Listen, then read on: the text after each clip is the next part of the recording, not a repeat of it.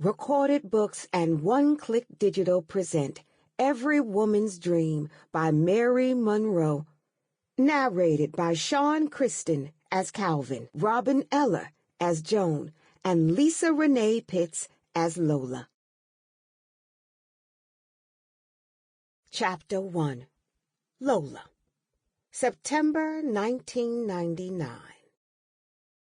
2 weeks after Labor Day, somebody rang our doorbell.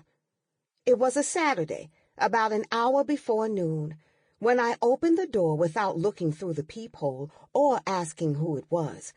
I was surprised to see a woman, I had never seen her before, standing on our porch. She was almost as wide as she was tall, and she had to be at least 6 feet. She was a light-skinned, middle-aged black woman with a scary scowl on her face and one hand on her hip. She wore a dark green pantsuit that looked like it was at least 2 sizes too small.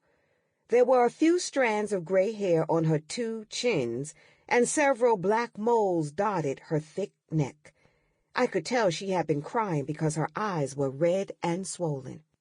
"I'm sorry, ma'am, no solicitors," I said, pointing to the "No Solicitors" sign that my stepmother had made me tack on the wall outside next to the doorbell.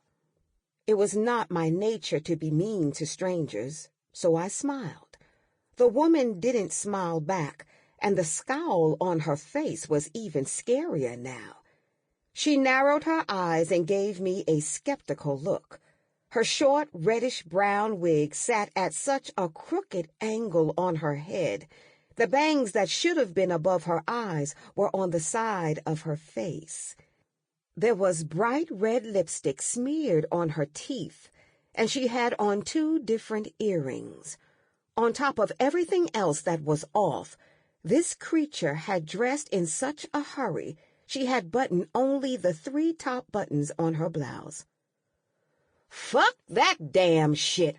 I didn't come to this goddamn place to sell a motherfucking thing, so you can forget about that no solicitors bullshit," she screeched, with spit flying out both sides of her mouth.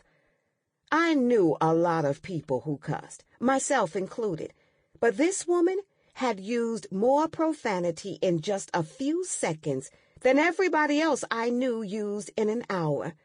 Whoever she was, she obviously had a bone to pick with somebody, but I couldn't imagine who. The smile was no longer on my face, and I was ready to do some cussing myself, but I chose not to. This woman was already hot enough. The last thing I needed to do was add fuel to a flame when I didn't even know what had caused it. I stood up straighter and folded my arms. "Lady, you need to chill," I began, speaking in the most civil tone of voice I could manage under the circumstances.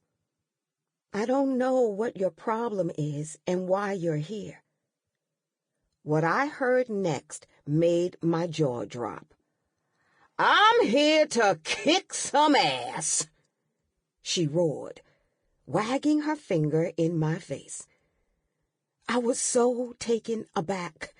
It was a couple of seconds before I could speak again. What? I stuttered.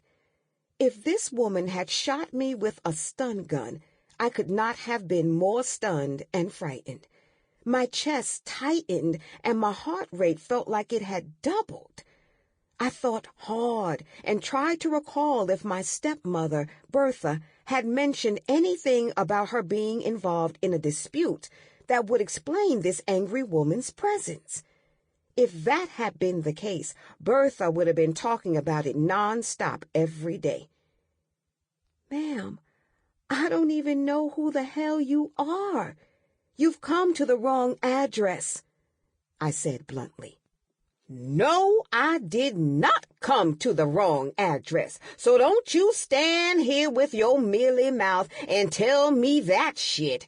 I'm looking for Joan Proctor, the whore who has been fooling around with my husband." My head felt like it was swimming in a mud. Sample complete. Ready to continue?